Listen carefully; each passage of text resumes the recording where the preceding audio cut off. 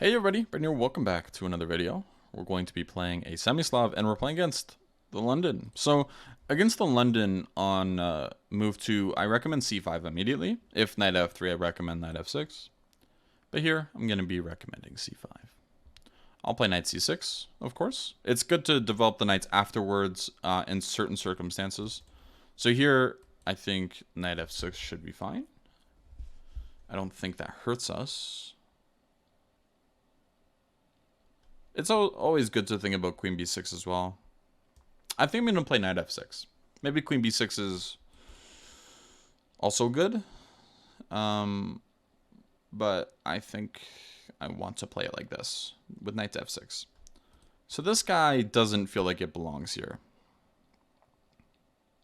Feels like something's a little out of place. If I play c4, that could be interesting. I want to play queen b6 though. I kept mentioning that I wanted to play it, so I'm going to play it.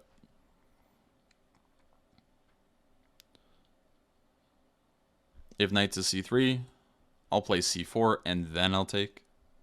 Because if I take, I think they have knight b5 with knight c7 threats. That's ugly. And b3, I was really hoping that I might have c4 here. c4 takes. If they take it, there's queen b4 check winning. But after c4 takes bishop e2, queen b2, knight d2, I might be in trouble.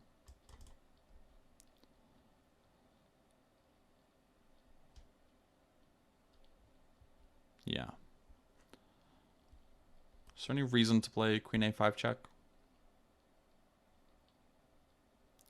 This just really, it's so interesting, c4. But I think I just gotta play logical moves. Bishop g4, e6, queen a5 check might be interesting. This does not threaten taking on d4. Very important, actually. So after it takes on d4, knight takes d4. They can play bishop b5 check. No, they can't play there. Maybe we are okay. And can take it. I think we can get away with this now. Yeah. And then take on d4 here. Should still be careful, but if I can get a pawn, I'd like to get a pawn.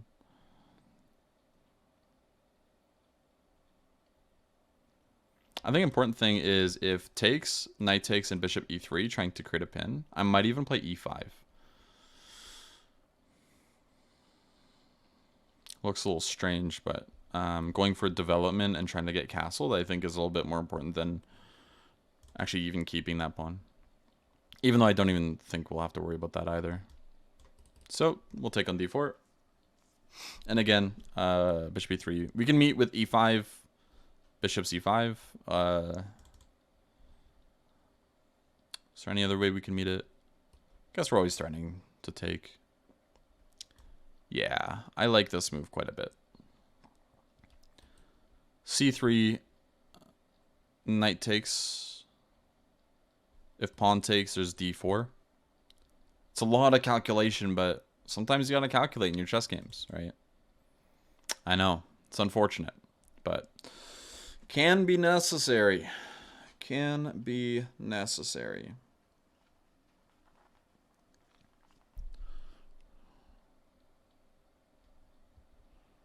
So they take like that. Which encourages me, I think, to take with the bishop. Okay, this is a mistake. I can take with check. And I'll just play d4 here. We're up a queen. I think they just miscalculated. Or, yeah. Yeah, that's right. Yeah. It's unfortunate, but it does happen. Sometimes when you're calculating lots of trades and then you just look at the position, it's like, oh wait. Then you look at what's left and realize maybe you went down the wrong path. They did have to take with the knight though. e4 should win an extra piece. They can castle any which way, but now I don't think they have checkmating possibilities, so I'm not really concerned with them like castling, letting me take on d3 or something. I'll just go king d7, bishop d6. Maybe king d8. I don't know. Not allow knight e5. I didn't even go bishop e7, right? Bishop e4 is covered. Yeah, that looks fine too. I would like to get the bishop more than anything, though. I think then bishop is a bit more valuable. Okay. And I'll actually castle long here, I think. Or just take on d2. Yeah, I'm going to take on d2. And I'll castle long. There we go. Just get castled, right? Get your king safe. It's always a good idea. Let's give a check. Develop further. They're going to go on the light squares, and then I'm going to give them another check. If rook d3, we can take on c3. And if they go there, I think we can still take on c3, actually. Actually, wait, queen b1. This should be winning by force. King e2, rook e8 check, knight e5, rook takes e5, king f3, queen e4, king g3.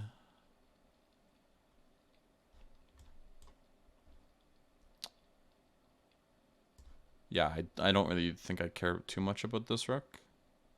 Bishop d6, followed by rook g5 check. Yeah, rook g5 check. Cool. And that's game. So yeah, that was also a really interesting one where they played b3. Sometimes you're kind of forced into it, even though you really don't want to. So let's discuss it. So we played natural moves. We developed. When you play against the London, you got to change your setup. You can't just play c6 and expect to equalize or something.